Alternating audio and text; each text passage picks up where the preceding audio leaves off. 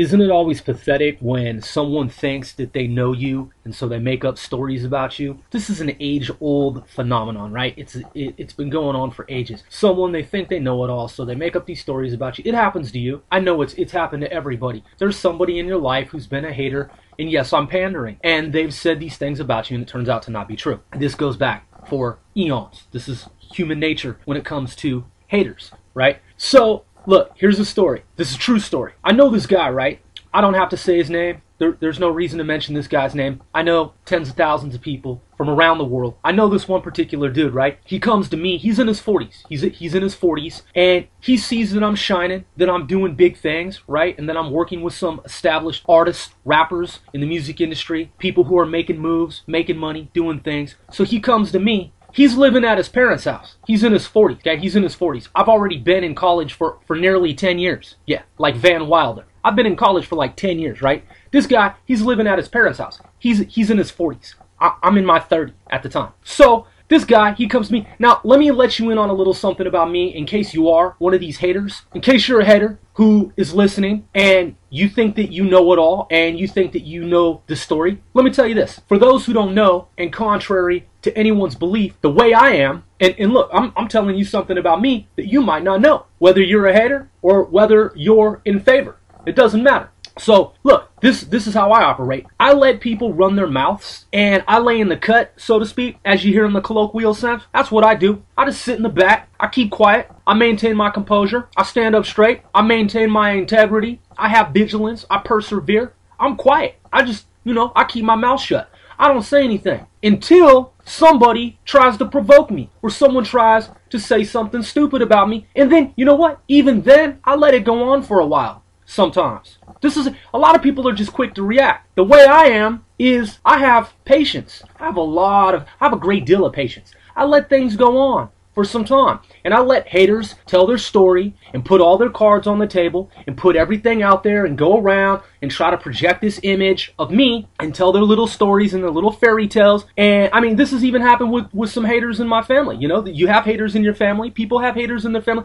People that say that they're your relatives or that they're family, your loved ones. And then it's somebody, who may distant relative, close relative, somebody who wants to hate on you. Because as you find out in life, there are just some people who are haters, whether they're relatives, non-relatives. So anyway, I let things go, and I let them go for a while. And I listen to what these people say, and I gauge and assess the reactions of audiences, and people are like, oh, blah, blah, blah, and it's a little murmur, a little chatter, little idle chatter, and I let things go on. I let them persist because that's how I'm strategic, because I'm strategic in that way. And people often don't even catch on. They don't even get that. All they hear is either my rebuttal or the other person's story. They don't really necessarily see the fact that there's been some time since haters have said one thing and I haven't even reacted. So look, this guy, a couple of years ago, he approaches me. He's living at his parents' house. He's in his mid-40s at the time. And he comes to me and says, Rob, I see you doing big things. Blah. Okay, so he wants something from me, right? He wants something from me. So, he's trying to do these little things here and there, trying to make me happy, trying to win me over so that I'll find favor in his little situation. He's telling me that he's a Christian and all these different things, right? Well, I find out this guy, he's into cocaine, right? What's new, right? Okay, I find out he's got a little cocaine habit, and, there's just all these other little things. So he wants me to help a third party and himself on a major business project. This business project consists of $10,000, so he wants for me to create a new business for the three of us, and he wants me to put a business name on it. He wants for me to do the paperwork. He wants for me to do this. He wants for me to do that. He wants for me to do everything. So I tell his so-called partner, I tell this person, I tell this female, I say, hey, look, check this out. Here's the deal. The only way I'm going to do this is if there's going to be $10,000. Keep $5,000 for yourself, give me $2,500, and give him $2,500. He and I are going to split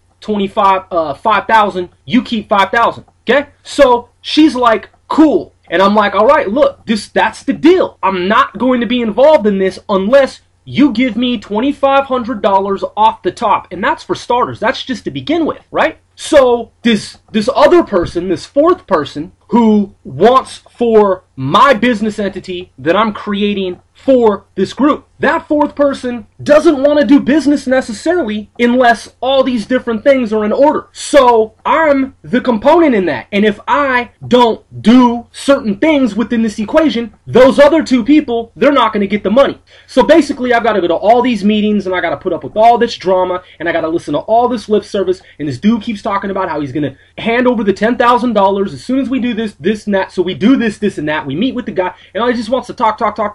And then there's this stall and there's this, prolonged, action on his part where he doesn't want to be forthcoming with the money. But we've already done all this work, okay, based on these things that I've initiated. So he says, look, I don't even know now if I'm going to be involved in this. So I tell the two who would come to me for my assistance, I said, listen, I don't even really know if I still want to be involved in this. I've already done these things on your behalves. I've already gone to bat for you. And now I've lost money in this whole thing. Right? And, so they're like, no, please do this, please do that. I said, look, the agreement is that you give me $2,500 the very moment he hands over the $10,000. Okay? That's for my web development. That's for my clerical work. That's for the processing of information, filing of information. I'm writing letters on behalf of this company. Okay? I'm working with state government agencies on behalf of this company, this business entity. I'm working with federal government agencies. I'm going to bat for this group and this business entity that they asked me to create,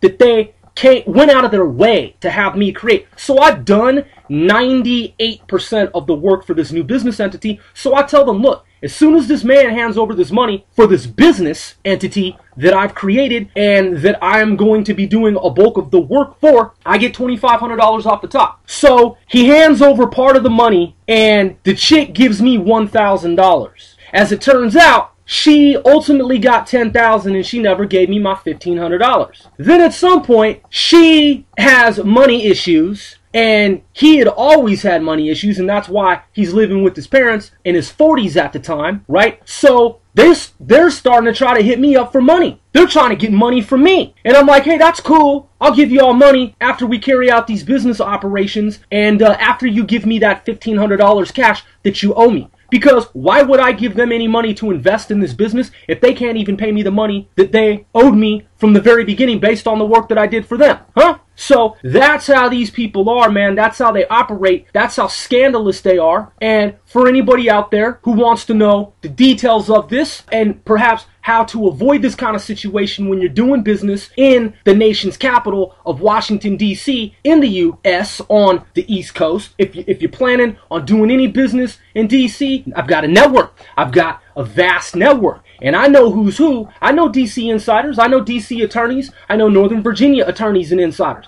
I know Maryland attorneys and insiders. So if you ever plan on doing any kind of business in the nation's capital, be careful as to who you are thinking about doing business with because you might not get paid for your services. Now, see, I'm a person who gets paid. I get revenge. I get back. And when I create business operations entities for people who don't want to pay me, look, I'm the one who created it. I've got the key to the back door. I'll just destroy the entire thing. I'll destroy the entire network. First of all, I created it. And one of the most pathetic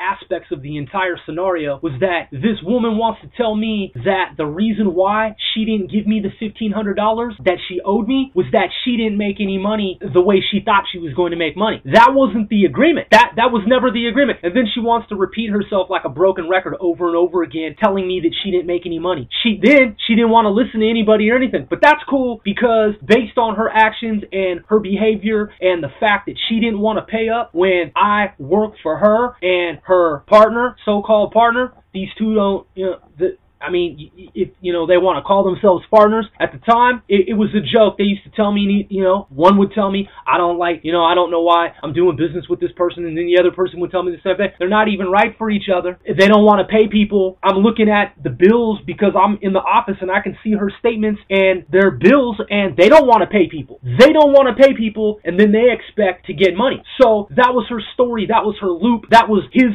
story. That was his loop. That was the little scam. That was the little scandal. It all comes back to them. It's nothing but bad karma for them. It's nothing but ruin for them. It's nothing but political, legal destruction in a legal manner. They get legally ruined because they want to run scams.